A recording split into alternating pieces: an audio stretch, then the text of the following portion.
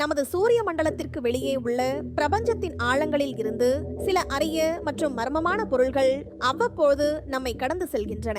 இவை இன்டர்ஸ்டெல்லர் பொருள் என்று அழைக்கப்படுகின்றன.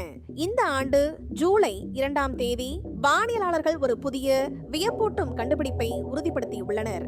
இது 3வது முறையாக நமது சூரிய மண்டலத்திற்கு வருகை தரும் ஒரு இன்டர்ஸ்டெல்லர் பொருள். இது 3I அட்லஸ் என்று பெயரிடப்பட்டுள்ளது. இது நமது சூரிய மண்டலத்தை ஊடுருவி செவ்வாய் கிரகத்தின் சுற்றுப்பாதைக்குள்ளே சென்று பூமிக்கு அச்சுறுத்தல் இன்றி கடந்து செல்ல உள்ளது. ஒரு இன்டர்ஸ்டெல்லர் பொருள் என்பது நமது சூரியனின் ஈர்ப்பு விசையால் பிணைக்கப்படாத ஒரு விண்கல் அல்லது வால்மீன் ஆகும். அதாவது இது நமது சூரிய குடும்பத்திற்குள் தற்செயலாக நுழைந்த ஒரு பொருளாகும். 2017ஆம் ஆண்டு வரை இன்டர்ஸ்டெல்லர் பொருள்கள் வெறும் கோட்பாடாக மட்டுமே இருந்தன.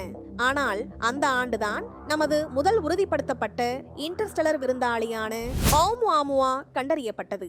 இது ஹவாய் மொழியில் தொலைவில் இருந்து வந்த முதல் தூதுவன் என்று பொருள்படும். சிலர் இது ஒரு அந்நிய விண்கலமாக கூட இருக்கலாம் என்று ஊகித்தனர். ஆனால் பெரும்பாலான ஆய்வுகள் இதை ஒரு இயற்கையான பொருள் என்றுதான் நிரூபித்தன.